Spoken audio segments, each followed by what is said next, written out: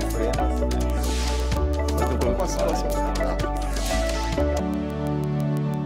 Olá, o programa em discussão de hoje vai falar sobre o agronegócio no Brasil. O agronegócio brasileiro representa 21,6% do PIB nacional, segundo o Ministério da Agricultura, Pecuária e Abastecimento. Na prática, isso significa que a agricultura e a pecuária são responsáveis não só pelo que acaba em sua mesa, mas por uma cadeia de produção que envolve vários segmentos da economia: agricultores, fabricantes de maquinário, nutricionistas, veterinários, transportadores, chegando até os lojistas e ao consumidor. Nesta safra, a produção de grãos no país deve chegar a 240,6 milhões de toneladas, segundo o 10º levantamento da safra de grãos 2018-2019 da Companhia Nacional de Abastecimento. Do campo à mesa, os investimentos seguem por toda a cadeia. O resultado para a economia? Geração de empregos e desenvolvimento regional. No país inteiro, são mais de 15 milhões de pessoas ocupadas em alguma atividade agropecuária, segundo o último censo agro do IBGE. Outros setores da economia também se beneficiam do agronegócio, entre eles a pesquisa e o ensino. O Brasil é líder em investimento em pesquisa agrícola na América Latina. Entre 2003 e 2016, houve um crescimento de 46,3% nos gastos com pesquisa e desenvolvimento na área, segundo a Empresa Brasileira de Pesquisa Agropecuária, a Embrapa. E para falar sobre esse tema, nós vamos conversar com o deputado Frederico Dávila, do PSL, André Meloni Nassar, presidente da ABIOV, e Nicolas Vital, que é jornalista e escritor. Sejam muito bem-vindos. Deputado, o senhor é fazendeiro, é produtor rural, né? O senhor produz soja, milho, né? Como é que é para o senhor essa realidade aí do agro brasileiro e tal? O senhor faz parte de várias comissões aqui também na Assembleia, nessa área, né? Também. É muito gratificante. A atividade rural é como medicina, é dom, né? Então, é muito gratificante e o advento do plantio direto para o Brasil trouxe uma condição de solo e de produtividade que não era alcançada em solos tropicais até a consolidação dessa tecnologia. Queria aqui fazer uma homenagem aos dois pioneiros do plantio direto, que foram o senhor Bartz e o Nonô Pereira, lá de Ponta Grossa. O senhor Bartz lá de Rolândia. E que são referências para todo o Brasil. O plantio direto já consolidado há 50 anos, começou lá em 1972. Então, a atividade agrícola, onde, como você acabou de falar aí, ela traz desenvolvimento, emprego, renda para todas as regiões aonde ela chega. E aí, o senhor que é presidente da ABIOV, onde é que a gente pode chegar com essa atividade agrícola no Brasil? A gente fala muito que o Brasil vai alimentar o mundo em 2050. É igual aquele diálogo do que o Brasil é o país do futuro. Acho que já estamos nesse futuro. Qual que é o potencial da nossa agricultura e o que a gente pode fazer para melhorar ela e produzir mais, gerar mais empregos de uma maneira geral? Acho que alguns números são interessantes da gente pensar, né? Se a gente pegar hoje produtividade, tem estudos que medem a produtividade da agricultura em vários países do mundo. O Brasil, entre os grandes produtores e exportadores mundiais, é aquele com a maior crescimento de produtividade nos últimos 20 anos. Então, assim, muito mais que Estados Unidos, muito mais que a Argentina, muito mais que o continente europeu. Como que foi esse crescimento de produtividade? Ao redor de 3% ao ano. Tá. Se a gente pegar nos Estados Unidos, ela cresce 1% ao ano. Se a gente pegar a China, por exemplo, é 3,5% ao ano, mas a China é importadora e ela tem que alimentar mais de 1 bilhão de pessoas. E a China tem um problema lá no solo deles, eles têm os solos alagados lá, montanha, né? A condição não é igual à nossa. Não, aqui, né? não. A ocupação do território chinês para a agricultura é muito menor do que o nosso potencial. Outro número que eu acho que é muito bom o número, quer dizer, quanto que o setor agropecuário utiliza? 30% do território brasileiro. Mas vamos olhar só a parte agrícola, só a parte da agricultura, é só 7,5%. Então, pega Estados Unidos, é o dobro disso. Então, veja o potencial de produção de alimentos e bioenergia que o Brasil tem. E aí, gente, a gente ainda tem ainda 2 safras por ano, né? Coisa que eles não têm lá em cima, né? Que tem o inverno e tal, e que o nosso clima é maravilhoso, então, para produzir, né? Se a gente pega, por exemplo, os americanos produzem muito, a produtividade de milho deles é muito alta, 10 toneladas por hectare. A nossa é ao redor de 5,5. Só que quando a gente põe a soja, né, a gente chega nos 10 do mesmo jeito com 2 safras. E eles fazem milho e soja, só que eles fazem na mesma hora. E nós fazemos milho e soja na sequência. Fazemos soja e milho, ou soja e algodão. Isso nenhum outro país consegue fazer. A Argentina faz um pouco, mas igual o Brasil, em escala, ninguém faz. Deputado, a gente já passou a produção de soja americana, a gente estava ali pertinho da produção deles, né? Acho que a gente está ultrapassando eles agora. Mínima coisa, mínimo já estamos na frente. E aí parece que, pelo que estão prevendo, o clima... A agricultura é sempre muito cético com essas coisas de previsão de safra, que o clima vai ser mil maravilhas e coisa e tal. Mas a tendência é que no próximo ano também haja um incremento do volume de hectares plantados com soja, além da condição climática favorável, né? Então pode ser que no ano que vem, na safra que vem, que vai se encerrar em abril do ano que vem, pode ser que nós superemos os Estados Unidos na questão de soja, mesmo porque agora, nesta safra, eles plantaram mais milho do que soja, que, como disse aqui o André, ele é mais rentável para o agricultor americano, porque ele produz bem mais. Deixa eu dar um número só para complementar o que o deputado Frederico falou. A área de soja no Brasil cresce 4% ao ano, nos Estados Unidos cresce 1,5%. Então, assim, é uma questão de tempo da gente produzir mais do que eles, porque a gente está ali, mas eles não conseguem crescer com a mesma velocidade que a gente. Então, a gente vai ser o primeiro, pode ser essa safra, conforme o deputado falou, mas, assim, logo o Brasil vai produzir mais. E a gente tem milhões de hectares aí de terras degradadas que a gente pode crescer em cima desse potencial, não é? A gente, por exemplo, fez uma estimativa no Cerrado, a soja ocupa 18 milhões de hectares no Cerrado, metade da soja do Brasil está no Cerrado. Tem ao redor de 20 milhões de hectares com pastagens que estão em condições de altitude, chuva e condições de solo aptas para soja. São 100 milhões de hectares de terras? Não, então, na nossa conta da soja é 22 milhões de hectares, mas nós temos muito mais para outras lavouras. E aí você tem um livro, você está falando do potencial dos defensivos agrícolas, dos agrotóxicos, enfim. Você tem um livro sobre isso, né, que você defende, né? Fala um pouco para a gente do seu trabalho. Na verdade, eu sou aqui o peixe fora d'água, né? Porque eu sou um cara totalmente urbano, jornalista, mas que acabei entendendo como é que funciona o agronegócio brasileiro e vendo o potencial. E como jornalista, eu vi como é que esse setor é tratado pela mídia e, consequentemente, pela sociedade. É diferente aqui em São Paulo de outros lugares do Brasil? Nas grandes capitais, nos centros urbanos, o setor do agronegócio é muito mal visto, mas é mal visto muito por conta do desconhecimento da população. As pessoas não sabem como é que funciona a produção do alimento, quais são as dificuldades envolvidas na produção do alimento. E do potencial e da grandiosidade que é o setor agro para o país, Exatamente. Né? Assim, as pessoas, elas nunca tiveram numa fazenda produtiva para ver como funciona. Acha que o leite nasce na caixinha? Tem muita gente que acha. Então, a ideia do livro não é fazer uma defesa indiscriminada dos agroquímicos, como muita gente imagina. A minha ideia foi simplesmente contar o outro lado da história que a gente não vê na grande mídia. O que a gente vê hoje falando sobre, quando a gente trata de agroquímico, é que envenena, que é ruim, é que a gente tem que banir. Mas espera aí, ninguém usa isso porque quer, concorda? O agroquímico é um produto caro, mas tem que ser encarado como uma ferramenta fundamental para a produção de alimentos. Hoje, o Brasil não seria a potência que é se não tivesse adotado um pacote tecnológico, e não é só o agroquímico. É um pacote como um todo, são sementes melhoradas, é a fertilização, a mecanização e a defesa vegetal também. Porque a gente tem que lembrar que a praga ela está presente nas lavouras e ainda mais em regiões tropicais como o Brasil, né?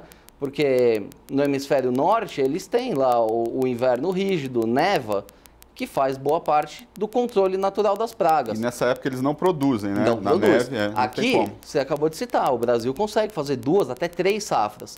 A gente planta o ano inteiro. Mas qual que é o lado negativo disso? Que as pragas, elas têm uma condição favorável para se desenvolver durante o ano todo também. Então a gente precisa fazer esse controle de alguma forma. Em alguns casos, a gente consegue fazer um tratamento biológico quando a infestação é menor. Mas em alguns casos, não dá para fazer. E ainda mais em grandes áreas, né? Como soja, milho, que você tem grandes extensões de terra e não dá para você sair catando na mão essas pragas. Então, sim, são produtos importantes, tem que ser usados conforme a recomendação, com segurança, mas não dá para a gente andar para trás, não dá mais para a gente viver sem. Deputado, o senhor que é produtor rural, né?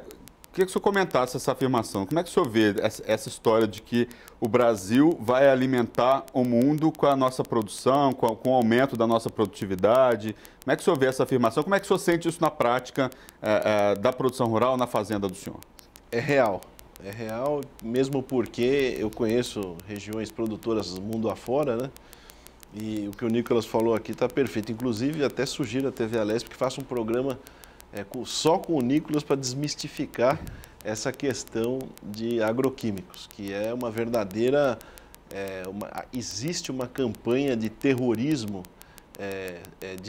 tanto de saúde humana quanto de saúde, de consequências futuras como câncer e outras doenças que são plantadas por determinados órgãos e por parte da imprensa como sendo determinantes, que vai acontecer aquilo com a sua saúde e que você vai ver, na verdade, a maioria dos defensivos agrícolas são produtos que a gente usa ou como remédio em algumas circunstâncias ou como produto caseiro, como o caso de alguns inseticidas que a gente encontra por aí. Inclusive os inseticidas hoje utilizados na agricultura moderna são muito menos ofensivos à saúde humana e animal do que o próprio inseticida que a gente usa na latinha para matar uma barata, uma mosca em casa.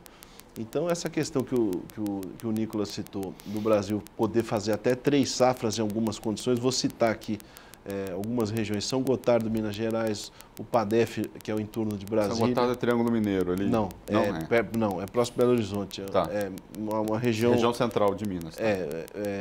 Próximo 200 quilômetros, mas tá. mais para o centro.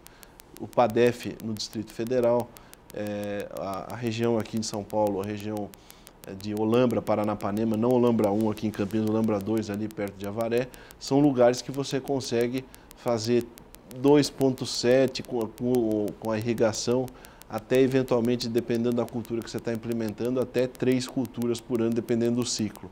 Ou seja... Que é soja... Você pode fazer soja, semente de milho, algodão, se você botar feijão no meio, um ciclo mais curto, você consegue fazer, por exemplo, soja, feijão, trigo, você consegue fazer... Você não consegue chegar a 3 exatamente dentro do ano, mas chega a quase 3. Agora, existem culturas extremamente rápidas, que já são plantadas em outras regiões, que você tem um giro bem maior. Agora, as culturas tradicionais que nós vamos chamar aqui, que é o algodão, soja, milho e trigo, você consegue quase, com o advento da irrigação, com a implementação da tecnologia de irrigação, você consegue quase 3 safras no ano. É possível a gente chegar a essas 3 safras? Você acha que em breve a gente consegue desenvolver esse potencial? A gente consegue. Acho que tem vários casos, por exemplo, da integração lavoura-pecuária, que gera esse efeito de 3 safras. Você faz 2 safras, depois você coloca um capim. Aquele capim é para terminar o animal na hora que você está no inverno, por exemplo, o Centro-Oeste faz bastante isso. Eu estive no Mato Grosso e fui lá ver, no norte ali do Mato Grosso, umas áreas de LPF que eles estão fazendo isso e tal. Então, que é uma prática muito legal, é uma prática nossa aqui, né? Que a gente está fazendo e que serve de exemplo para o mundo, né? Serve de exemplo para o mundo, aumenta a produtividade da pecuária enormemente, então é bom para todo mundo, melhora, você tem o solo coberto o ano inteiro, então você tem sempre matéria seca e matéria verde ali.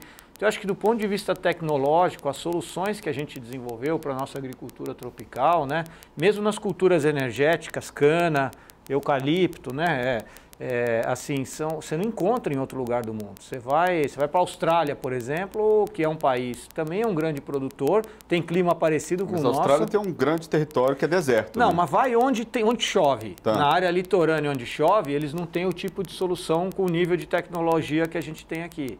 Entendeu? Então, assim, o Brasil realmente ele é muito inovador nesse sentido, né? Até um outro número interessante. Você pega, por exemplo, tem estudos da FAO que eles calculam quanto que se emite de gás de efeito estufa, né? A soja brasileira emite... Só lembrando, a FAO é o órgão de alimentação das Nações Unidas, né? Isso. Aí eles fazem um levantamento das emissões. O Brasil, na soja, emite 30% menos do que a soja americana. Por quê? Por que a gente tem... Pelo plantio direto, conforme o deputado falou, pelo menor uso de nitrogênio, porque por conta de toda a tecnologia que a gente tem, a gente praticamente não usa nitrogênio na soja, que é onde emite muito, né? E também pelo ciclo da soja, você faz um ciclo que você aproveita muito bem os fertilizantes. Então, nesse caso, você gera uma emissão final total por hectare. Quer dizer, é muito mais eficiente do ponto de vista de emissão de gás de efeito estufa do que países que são produtores agrícolas há muito mais tempo que a gente. Então, o mundo tem muito que aprender com a gente. Qual que é a importância, gente, da Embrapa nessa história aí? A Embrapa, eu acho assim, o Cerrado brasileiro, ele e a Embrapa são irmãos siameses, assim, a Embrapa que desenvolveu todas as tecnologias, né? Claro que hoje o mundo tem muita tecnologia privada. Agora, pega o ILPF que você citou. Foi pensado pelos técnicos da Embrapa. Eles que desenvolveram esses processos de produção de ILPF. Então, assim, a Embrapa tem uma importância enorme também na parte de levar a tecnologia para o produtor. Né, que a Embrapa ela trabalha que existe, falar assim, ó, tem essa tecnologia e tal. Dizer para ele, a própria LPF, né? Acho que tem muito produtor que foi.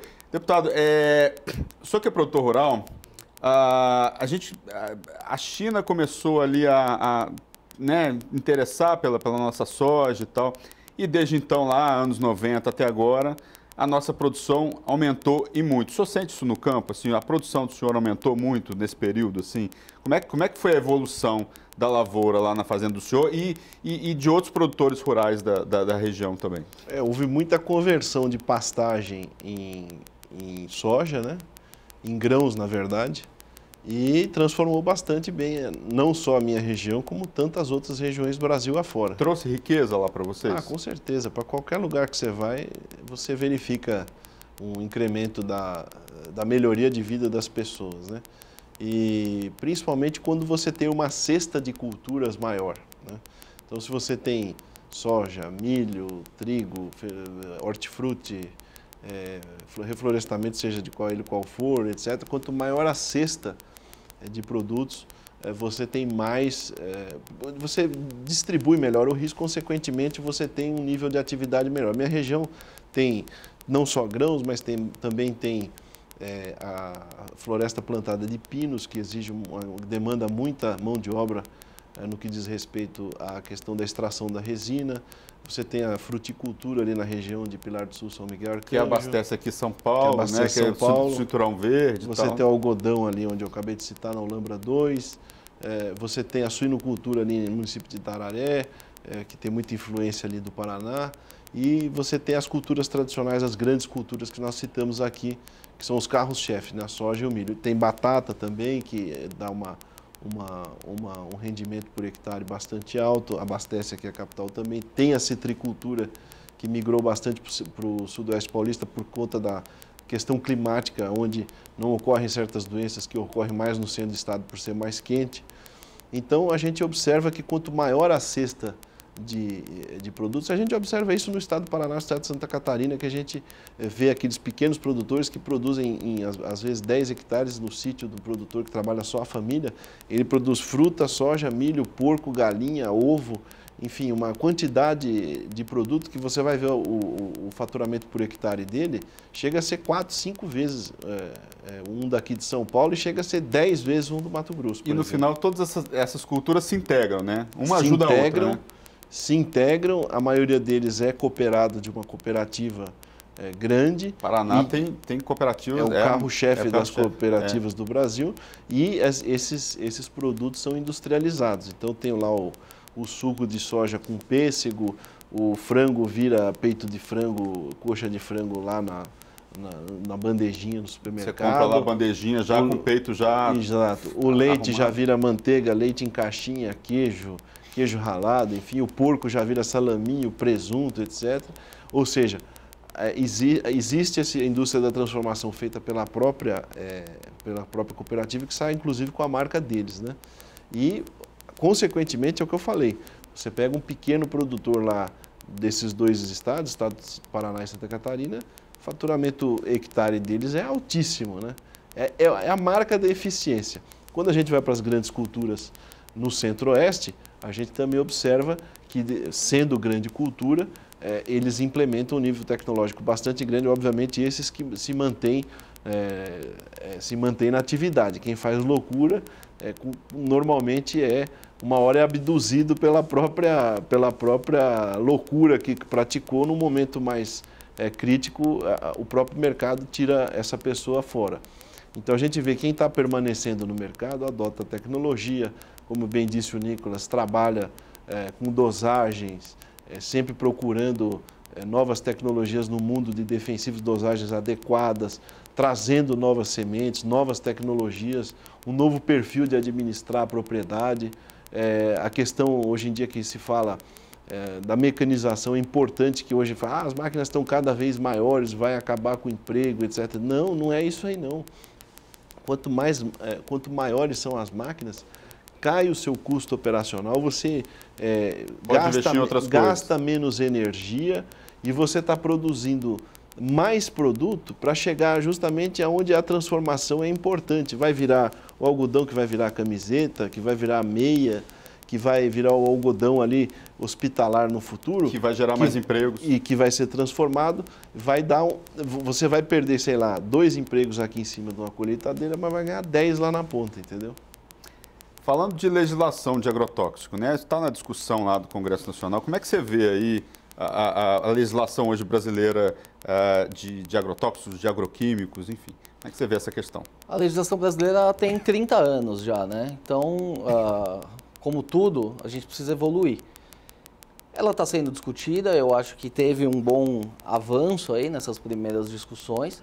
E é importante, porque vamos pensar o que aconteceu nos últimos 30 anos. 30 anos atrás não tinha um telefone celular, todos esses produtos fitossanitários, eles evoluíram muito também. O nível de toxicidade desses produtos foi reduzido absurdamente também. Então, uma das coisas que tem que mudar é o nome, agrotóxico, na legislação. Essa palavra só existe no Brasil e ela tem uma conotação negativa. Não tem como você ser a favor de alguma coisa que chama agrotóxico. No mundo todo, a palavra é pesticida. E é o que está sendo proposto para a nossa legislação atual. E aí você vê o tamanho do barulho que os ambientalistas fazem porque não aceitam que você harmonize uma palavra que é usada em todo mundo. Eles preferem que fique o agrotóxico. Outra coisa também que é muito importante é a gente... São 3 palavras, né? Agrotóxico, agroquímico, defensivo... veneno, praguicida, tem muitas palavras. Na Europa... Depende do lado do que você está. Fitofármaco. Fitofármaco. Porque nada mais é do que o remédio da planta. E é isso mesmo, os princípios ativos geralmente são os mesmos. Quando você tem uma micose, você passa uma substância que é a mesma, que é usada no fungicida da planta. Agora, ainda sobre a legislação. Uma coisa que é fundamental é a gente agilizar a aprovação de novas moléculas. Porque enquanto lá fora demora-se 2, no máximo 3 anos para você registrar um produto novo, no Brasil pode levar até 8 anos para se registrar um produto novo. E isso tira a competitividade do produtor brasileiro. Só que, mais uma vez, quando você vai falar isso para a sociedade, as pessoas não aceitam. Entra numa história de que querem colocar mais veneno na sua mesa. Desde o começo do ano, o governo vem aprovando vários produtos, acho que foram mais de 200 já esse ano. As pessoas veem isso como uma coisa ruim. Eu não vejo isso como uma coisa ruim, porque não é porque você lança no mercado 10 remédios para dor de cabeça, que quando você tem uma dor de cabeça você vai usar um de cada. Não, você vai escolher qual que mais se adequa. Se você quer um medicamento revolucionário, você vai em um. Se você quer um genérico mais em conta, você vai em outro. Com o defensivo é a mesma coisa. Desses 200 novos produtos, mais de 200 que foram aprovados, a grande maioria é genérico. E você está reduzindo o custo para o produtor. Reduzindo o custo do produtor, você reduz o custo do alimento. Alguns produtos inovadores também, também são fundamentais. Por quê? Porque esses produtos eles são mais seletivos, eles são menos agressivos ao meio ambiente. Você precisa usar menos quantidade. Então, é super positiva a aprovação de novos produtos. Mas a lei, ela ainda vai ser muito discutida em Brasília, isso vai dar muito o que falar ainda. E espero que essa lei seja aprovada o quanto antes. Inclusive, é importante pegar carona aí no que o Nicolas disse. Outro dia um deputado aqui do PT veio dizer que a ministra Tereza estava liberando acho que 345 novos defensivos, né? Na verdade, eu fiz contato com ela e são 3 novos. Os outros é exatamente o que o Nicolas falou. É o genérico ou o similar. Assim como você toma um remédio lá que o referência tem nome e tal, aí você tem lá paracetamol, você tem N paracetamol, N ácido acetil salicílico, N dipironas no mercado que vem de diferentes laboratórios. São variedades do mesmo produto. Então você imagina, 345 liberações, eles tratavam como sendo 345 novos venenos terríveis que estavam sendo liberados no Brasil. Mas seria melhor se fossem 340 novos, porque os novos, para você aprovar um produto novo, ele tem que ser comprovadamente menos tóxico do que o anterior. E tem que passar pela tem que passar Anvisa, Ministério do Meio Ambiente e Ministério da Agricultura. O que é muito engraçado no Brasil é que as pessoas reclamam que o Brasil ainda usa produtos que já são banidos no exterior, o que não é mentira também, são produtos que não têm registro no exterior. Mas essa mesma pessoa é contra a legislação que vai permitir o produto que já é usado lá fora. Então, assim, as pessoas elas precisam definir se elas querem que a gente use o produto antigo ou se elas querem uma lei que vai modernizar esse processo e vai permitir ao Brasil, o produtor brasileiro, se equiparar tecnologicamente com o seu concorrente no exterior. Deputado, a gente está numa casa legislativa, né? Que projetos, né, estão sendo discutidos na casa em relação à questão do agro hoje no Brasil, o agro paulista, no interior de São Paulo? Que projetos estão sendo discutidos aqui para beneficiar o produtor, aumentar emprego, melhorar a produção? Olha, para beneficiar, eu não sei, mas para fazer mal tá cheio aqui. Inclusive, eu já cheguei aqui na casa defendendo um monte de coisa que ia prejudicar o produtor paulista. E você sabe que São Paulo é exemplo de tudo que é bom e de tudo que é ruim. Então, amanhã aprovasse determinadas coisas que chegaram até mim, que eu consegui, graças a Deus, segurar com outros colegas deputados, iam causar grande prejuízo para o agricultor paulista e que, consequentemente, ia ser copiado por outros estados, dizendo que, como bem disse o Nicolas aqui, é usado em tal lugar ou não usa mais em tal lugar isso ou aquilo. Meramente faz um Ctrl-C, Ctrl-V numa legislação lá de fora ou de um estudo de um desses organismos internacionais que vem aqui meter o bedelho na agricultura brasileira e a gente tem que ficar se defendendo. Eu fui até alertado por um deputado amigo meu já de longa data, falou assim, olha, aqui você vai mais defender do que vai fazer. E a gente sabe que, inclusive, esse pessoal que faz esse discurso que o Nicolas falou agora aqui, eles não vivem um dia sem o agronegócio presente na vida deles. Seja na roupa que eles vestem, no sabonete que eles usam, no colírio que eles pingam no olho, na pasta de dente, na cama que eles dormem, que é feita com madeira do reflorestamento que o André citou aqui. Hoje em dia nós temos até pneu de soja, feito com soja, né, que não usa mais a borracha, usa a soja, tem uma tecnologia usada nesse sentido. Por exemplo, você só abastece seu carro graças a tecnologia que você tira do milho, o resfriador da broca de perfuração de poço profundo de petróleo, que resfria a broca, que perfura uma espécie de uma maisena, né, colocada com alguns produtos químicos que usam para resfriar a broca na perfuração da rocha. Ou seja, nenhuma dessas pessoas consegue viver no mundo moderno sem o agronegócio presente de maneira ou de outra na vida deles. André, a gente está encerrando já o programa. Queria que você falasse potenciais crescimentos, né? Desde que a China se interessou pelos nossos produtos, a gente tem uma guerra hoje comercial, Estados Unidos e China. Quanto que isso pode ajudar a nossa agricultura? A gente pode tirar proveito disso nesse momento? E quais são mercados, né, no futuro próximo que a gente pode expandir a exportação dos nossos produtos de uma maneira geral? 80% do que a gente exporta de soja vai para a China hoje. Carne está crescendo muito por conta do crescimento da população chinesa. Então, assim, o crescimento hoje do consumo mundial está na Ásia. Então, é muito importante que a visão nossa do agronegócio entenda o que está acontecendo na Ásia.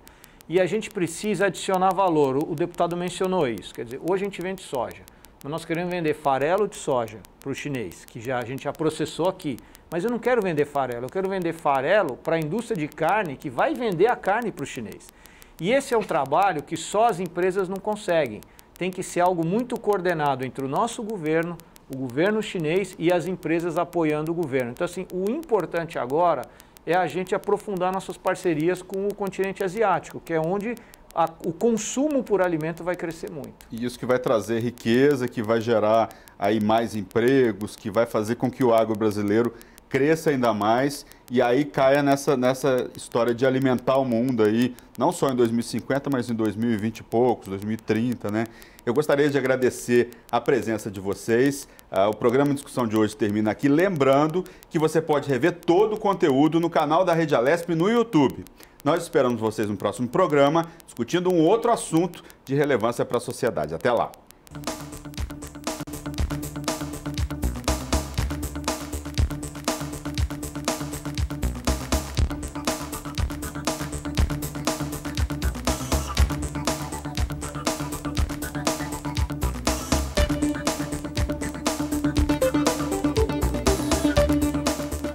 Vale a pena. Muito bom.